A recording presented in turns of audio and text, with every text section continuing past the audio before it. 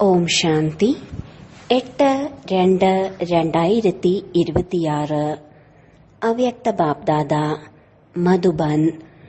Revise course 31/12/2008. മുരളിയുടെ ടൈറ്റിലാണ് ഈ പുതുവർഷത്തിൽ പരിവർത്തന ശക്തിയുടെ വരദാനത്തിലൂടെ നെഗറ്റീവിനെ പോസിറ്റീവായി പരിവർത്തനം ചെയ്ത് സങ്കല്പവും ശ്വാസവും സമയവും സഫലമാക്കൂ. സഫലതാമൂർത്തിയായി മാറൂ. ഇന്ന് പുതിയ ജീവിതം നൽകുന്ന ബാബ തന്റെ നാനാഭാഗത്തെയും പുതിയ ജീവിതം ധാരണ ചെയ്യുന്ന കുട്ടികളെ കണ്ട് സന്തോഷിക്കുകയാണ്.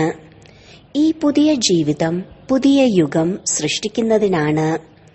ആളുകൾ പുതുവർഷം ആഘോഷിക്കുകയാണ്. പുതുജീവിതമുള്ള കുട്ടികളായ നിങ്ങൾ എല്ലാ ആത്മാക്കളെയും അഭിനന്ദിക്കുകയും ഒപ്പം പുതിയ യുഗം വന്നിരിക്കുകയാണ് എന്ന സന്തോഷ വാർത്ത നൽകുകയും ചെയ്യുന്നു. നിങ്ങൾ കുട്ടികൾക്ക് എല്ലാവർക്കും ബാബ സ്വർണ ലോകത്തിന്റെ സമ്മാനം അവകാശമായി നൽകിയിട്ടുണ്ട്. ഈ സ്വർണിമ ലോകത്ത് അനേകം സ്വർണ സമ്മാനങ്ങളുണ്ട്. നിങ്ങൾക്കെല്ലാവർക്കും ഈ ലഹരിയുണ്ട്. ഈ സ്വർണിമ ലോകത്തിന്റെ സമ്മാനം നമ്മുടെ ജന്മസിദ്ധ അധികാരമാണ്. ഇന്നത്തെ ലോകത്ത് ഒരാൾക്ക് എത്ര വലിയ സമ്മാനം നൽകിയാലും ഏറ്റവും വലിയ എന്ത് സമ്മാനമാണ് നൽകുക? കിരീടവും സിംഹാസനവും. എന്നാൽ നിങ്ങളുടെ സ്വർണിമ ലോകത്തിന്റെ സമ്മാനവുമായി താരതമ്യപ്പെടുത്തുമ്പോൾ അത് എന്താണ്? എത്രയോ വലുതാണ്. നമ്മുടെ ബാബ നമുക്ക് ഏറ്റവും ഉയർന്നതിലും ഉയർന്ന നവയുഗത്തിന്റെ സമ്മാനമാണ് നമുക്ക് നൽകിയിട്ടുള്ളത്. നിങ്ങളുടെ ഹൃദയത്തിൽ സന്തോഷമാണുള്ളത്. നിശ്ചയമുണ്ട്, നിശ്ചിതമായതാണ്. ഈ ഭാവിയെ ആർക്കും തടയാൻ കഴിയില്ല. ഈ അചഞ്ചലമായ നിശ്ചയം സദാ സ്മൃതിയിൽ നിലനിൽക്കും. എപ്പോഴും നിലനിൽക്കുന്നുണ്ടോ അതോ ചിലപ്പോൾ കുറയുന്നുണ്ടോ? ജന്മസിദ്ധ അധികാരമാണെങ്കിൽ ഈ ജന്മസിദ്ധ അധികാരത്തെ ഒരിക്കലും ഒഴിവാക്കാൻ കഴിയില്ല. ഇന്ന് നിങ്ങളെല്ലാവരും വ്യത്യസ്ത സ്ഥലങ്ങളിൽ നിന്ന് പുതിയ വർഷം ആഘോഷിക്കാനായി വന്നതാണ്. അപ്പോൾ ഈ പുതിയ വർഷത്തിൽ ലക്ഷ്യമെന്താണ്? ഈ പുതിയ വർഷത്തിൽ പ്രത്യേകമായി എന്ത് കാര്യം ചെയ്യണം? ഈ പുതിയ വർഷത്തിന്റെ പ്രത്യേകത ബാബയ്ക്ക് സമാനം സമ്പന്നവും സമ്പൂർണവുമാകുക എന്നതാണ്. പറയൂ, ഇതെല്ലാവരുടെയും ഉള്ളിൽ ഉറച്ച ദൃഢസങ്കല്പമാണോ? അല്ലേ? തലയാട്ടുക. എല്ലാ കുട്ടികളും ബാബയ്ക്ക് സമാനമാകണമെന്ന് ബാബയും ആഗ്രഹിക്കുന്നു. അച്ഛൻ അച്ഛനാണ്, പക്ഷെ കുട്ടികൾ ബാബയേക്കാൾ ഉയർന്നവരാണ്. ബാബയ്ക്ക് സമാനമാകുന്നതിന്റെ ലക്ഷ്യം പൂർത്തിയാക്കാനായി ബാബയെ ഫോളോ ചെയ്യണം. ബ്രഹ്മ ബാബ എങ്ങനെയാണ് സമ്പൂർണനായത് എന്ന് ചിന്തിക്കുക. അദ്ദേഹത്തിന്റെ വിശേഷത എന്തായിരുന്നു? സമ്പൂർണതയുടെ വിശേഷ അടിസ്ഥാനം എന്തായിരുന്നു? ബ്രഹ്മ ബാബ തന്റെ ഓരോ നിമിഷവും സഫലമാക്കി. ഓരോ ശ്വാസവും ഓരോ സെക്കൻഡും സഫലമാക്കി. ബാബയ്ക്ക് സമാനമാകുന്നതിനായി ഈ വർഷം എന്ത് ലക്ഷ്യമാണ് വെക്കുന്നത്? സഫലമാക്കണം, സഫലതാമൂർത്തി ആകണം. സഫലത നമ്മുടെ കഴുത്തിലെ മാലയാണ്. ഈ ലക്ഷ്യം പരിശോധിക്കണം. സഫലത നമ്മുടെ പിതാവിന്റെ സമ്പത്താണ്. അതിനാൽ ഈ ലക്ഷ്യം പരിശോധിക്കണം. എല്ലാ ദിവസവും സ്വയം പരിശോധിക്കണം. സഫലതാമൂർത്തിയായി സമയം, ശ്വാസം, ഖജനാവുകൾ, ശക്തികൾ, ഗുണങ്ങൾ എന്നിവയെല്ലാം സഫലമാക്കിയോ? കാരണം ഇപ്പോഴത്തെ സഫലതയിലൂടെ ഭാവിയിലേക്കും ശേഖരണം ഉണ്ടാകുന്നു. ഇപ്പോൾ എന്ത് നേടിയാലും അതിന്റെ ഫലം 21 ജന്മങ്ങളിലേക്ക് ശേഖരിക്കപ്പെടുന്നു. അറിയുമല്ലോ, മുൻപും പറഞ്ഞിട്ടുള്ളതാണ്. ഇപ്പോൾ സമയം സഫലമാക്കിയാൽ ഭാവിയിൽ രാജ്യഭാഗ്യത്തിന്റെ മുഴുവൻ സമയവും രാജ്യഭാഗ്യത്തിന്റെ പ്രാപ്തി കിട്ടുന്നു. ശ്വാസം സഫലമാക്കിയാൽ 21 ജന്മങ്ങൾ ആരോഗ്യത്തോടെ ഇരിക്കും. ആരോഗ്യത്തിന് ഒരിക്കലും ഒരു കുറവും ഉണ്ടാകില്ല. അതോടൊപ്പം നിങ്ങൾ ശേഖരിക്കുന്ന ഖജനാവുകളിൽ ഏറ്റവും വലിയ ഖജനാവ് ജ്ഞാനമാണ്. ജ്ഞാനമെന്നാൽ വിവേകമാണ്. ജ്ഞാനത്തിന്റെ ഖജനാവ് സഫലമാക്കുന്നതിലൂടെ ഭാവിയിൽ നിങ്ങൾ വളരെ ജ്ഞാനിയാകുന്നു. നിങ്ങൾക്ക് ഒരു മന്ത്രിയുടെയും ഉപദേശം തേടേണ്ടതില്ല.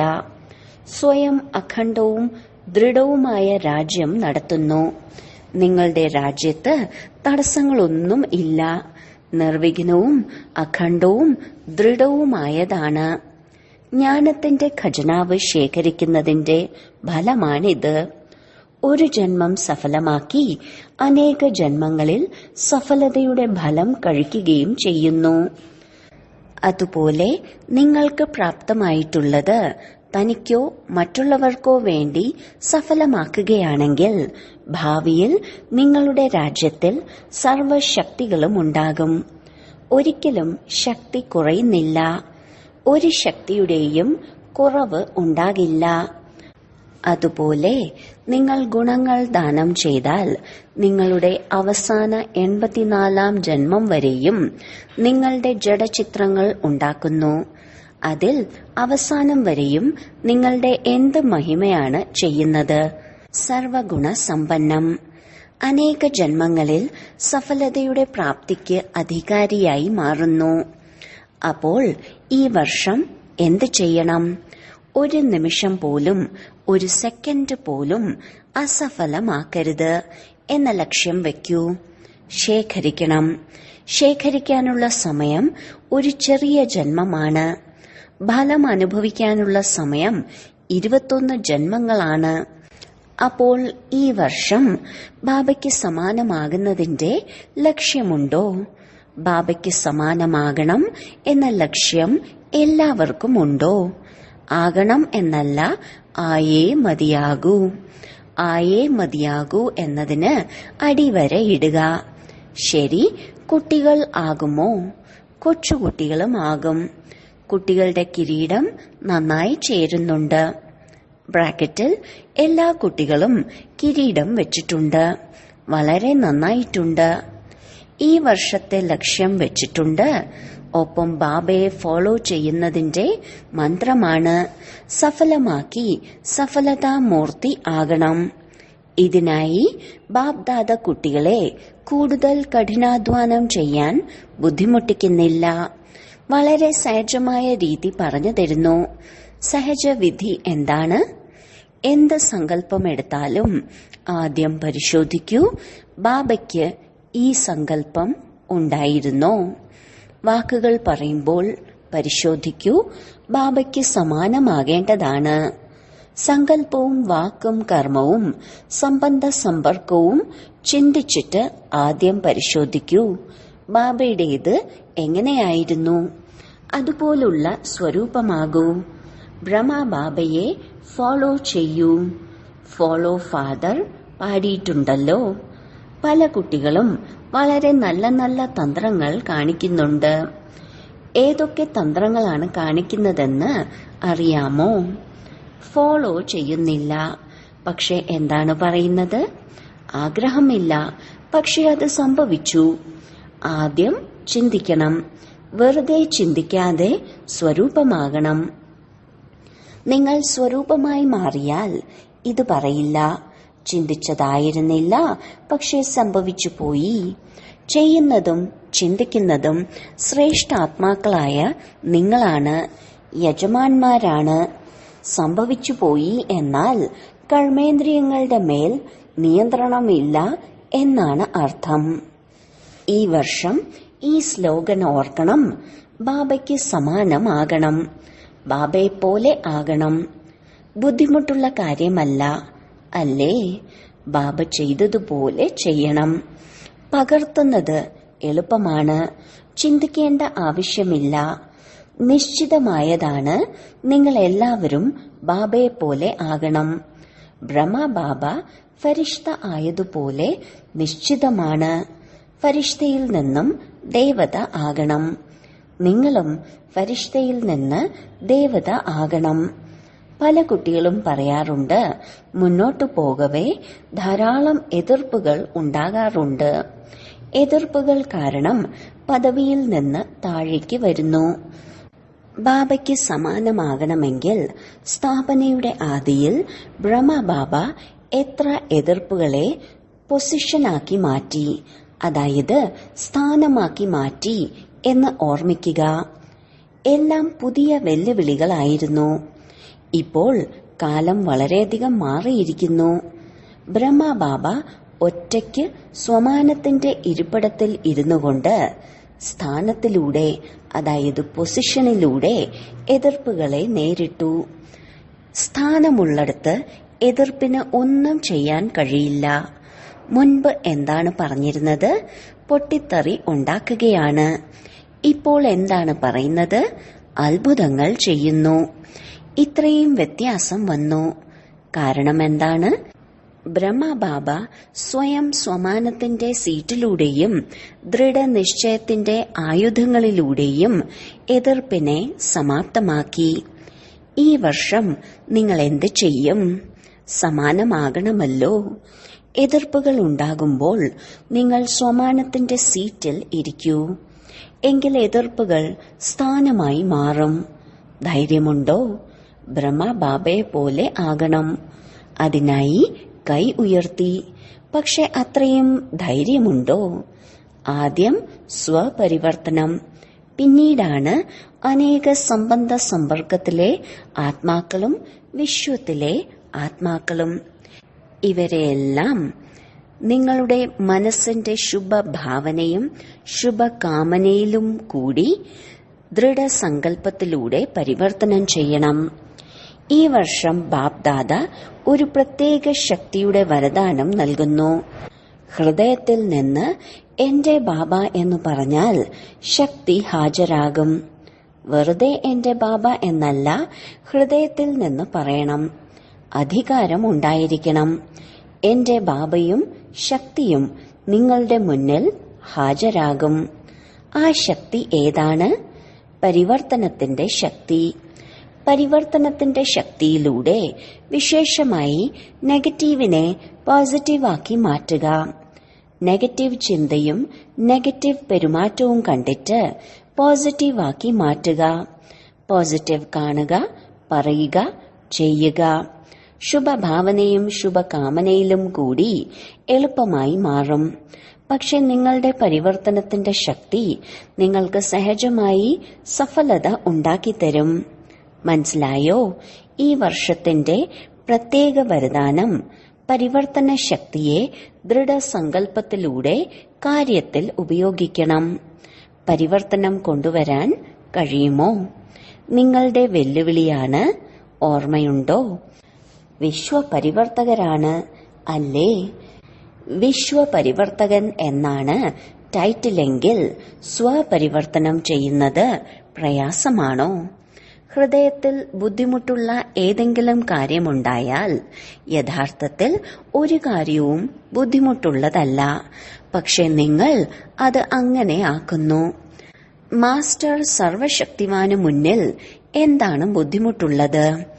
നിങ്ങൾ ഒരു തെറ്റ് ചെയ്യുകയും ബുദ്ധിമുട്ടുള്ളതാക്കുകയും ചെയ്യുന്നു.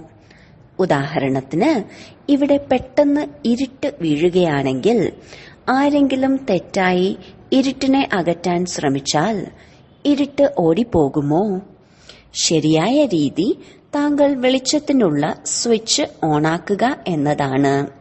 എങ്കിൽ ഇരുട്ട് ഒരു നിമിഷത്തിൽ ഓടിപ്പോകും. അതിനാൽ നിങ്ങൾ ഈ തെറ്റ് ചെയ്യുന്നു. എന്ത് സംഭവിച്ചാലും, എന്ത്, എപ്പോൾ, എങ്ങനെ ഈ ക്യൂവിൽ കുടുങ്ങിപ്പോകുന്നു. ചെറിയ കാര്യത്തെ വലുതാകുന്നു. വലിയ കാര്യം ബുദ്ധിമുട്ടുള്ളതാണ്. ചെറിയ കാര്യം ചെയ്താൽ സഹജമായിരിക്കും. ഏത് ശക്തിയും ഉപയോഗിക്കുന്നതിന് ബാബ സഹജമായി പറഞ്ഞിട്ടുണ്ട്, ഞാൻ മാസ്റ്റർ സർവശക്തിവാനാണ്. നിങ്ങൾ ഈ സ്മൃതിയുടെ ഇരിപ്പിടത്തിലിരുന്നാൽ അസ്വസ്ഥനാകില്ല. ഇരിപ്പിടം ഇല്ലാതെ അസ്വസ്ഥനാകും. ഇരിപ്പിടം ഉണ്ടെങ്കിൽ അസ്വസ്ഥനാകില്ല. 63 ജന്മങ്ങളിലെ സംസ്കാരം ഉയർന്നു വരുന്നു. 63 ജന്മങ്ങൾ എങ്ങനെയായിരുന്നു? ഇപ്പോൾ തയ്യാറായിരിക്കും, ഇപ്പോൾ അസ്വസ്ഥനാകും. അതിനാൽ സദാ സ്വമാനത്തിന്റെ ഇരിപ്പിടത്തിൽ ഉറച്ചു നിൽക്കുക. ഈ വർഷം എന്തു ചെയ്യും? പുതുവർഷത്തിൽ എല്ലാവർക്കും സമ്മാനങ്ങൾ നൽകും. അപ്പോൾ നിങ്ങൾ എന്ത് സമ്മാനങ്ങൾ നൽകും? അഭിനന്ദിക്കുകയും ചെയ്യും. ഒപ്പം ഏത് സമ്മാനവും നൽകും? നിങ്ങളുടെ അടുത്ത് ധാരാളം സമ്മാനങ്ങൾ ഉണ്ട്. എത്ര വേണമെങ്കിലും നൽകാം.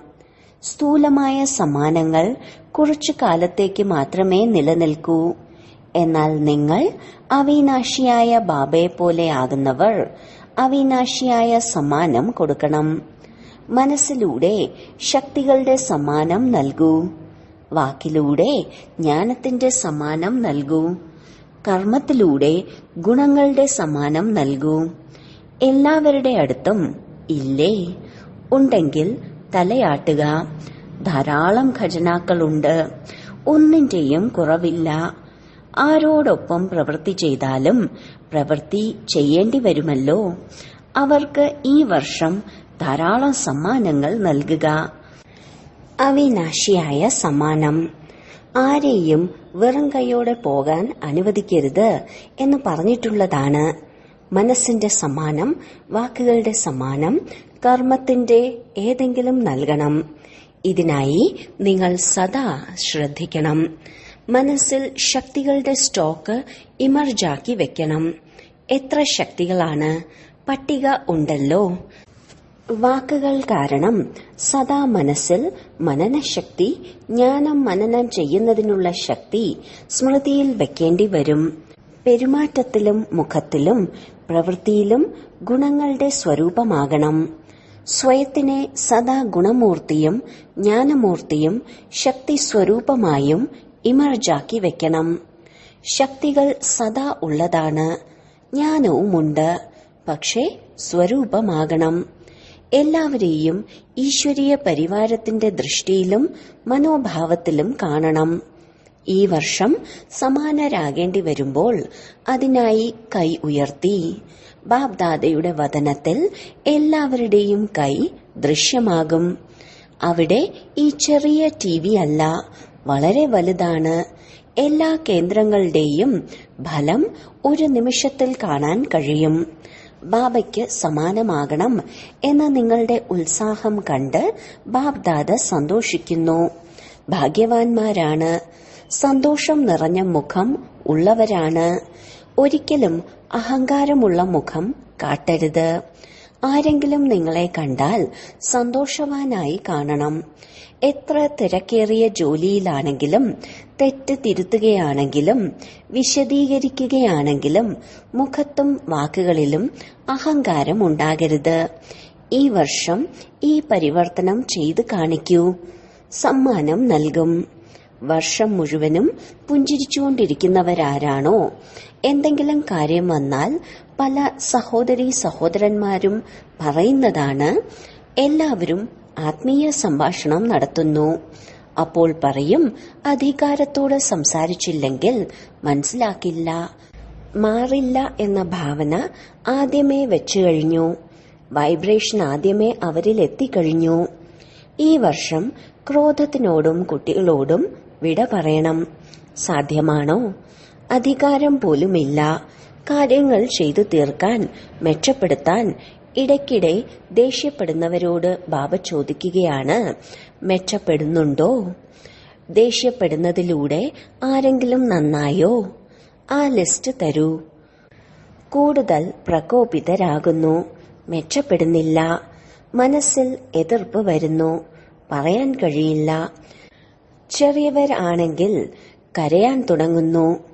ഈ വർഷം എന്തൊക്കെയാണ് ചെയ്യേണ്ടത്? ഇതെല്ലാം കേൾപ്പിക്കുകയാണ്. ഇഷ്ടമായോ? ചെയ്യണമോ? അപ്പോൾ കൈ ഉയർത്തൂ. ചെയ്യണമോ? ടിവിക്കാർ ഈ ഫോട്ടോ എടുക്കൂ. കൈ ഉയർത്തൂ. കുറച്ചു നേരം ഉയർത്തിപ്പിടിക്കൂ. ശരി. സമയമനുസരിച്ച് ബാപ്ദാദ നോക്കുകയായിരുന്നു. സമയത്തിന്റെ വേഗത ഇപ്പോൾ തീവ്രമാണ്. ആരാണ് ഈ സമയത്തെ നേരിടുക? നിങ്ങളാണ് ചെയ്യുന്നത്. ദുഃഖിതരുടെ നിലവിളി, ഭക്തരുടെ നിലവിളി, സമയത്തിന്റെ നിലവിളി കേൾക്കുന്നവർ വളരെ കുറച്ചുപേരാണെന്ന് ബാപ്ദാദ കണ്ടു. ധൈര്യമില്ലാത്തവർക്ക് പറക്കാൻ ചിറകുകൾ നൽകുക, എങ്കിൽ പറക്കാൻ സാധിക്കും. ധൈര്യത്തിന്റെ ചിറക്, ഉന്മേഷത്തിന്റെയും ഉത്സാഹത്തിന്റെയും ചിറകുകൾ നൽകുക. ശരി, എല്ലായിടത്തുമുള്ള കുട്ടികൾ ബാപ്ദാദയുടെ ഗ്രഹപാഠം പ്രായോഗികമായി ചെയ്തുകൊണ്ട് തെളിവ് നൽകുന്ന സത്പുത്രരായ കുട്ടികൾ അവരുടെ പ്രഭാവം കാണിക്കും. അങ്ങനെ യോഗ്യരായ ശ്രേഷ്ഠരായ കുട്ടികൾക്ക് ബാപ്ദാദയുടെ നമസ്തേ. ഈ വർഷത്തിലെ ഓരോ ദിവസവും സ്വപരിവർത്തനവും വിശ്വപരിവർത്തനത്തിന്റെയും രൂപത്തിൽ ആഘോഷിക്കുക.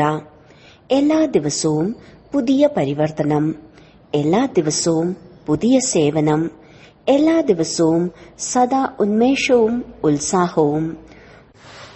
ഒരു ദിവസം പോലും ചിന്തയും ചിന്തനവും പാടില്ല.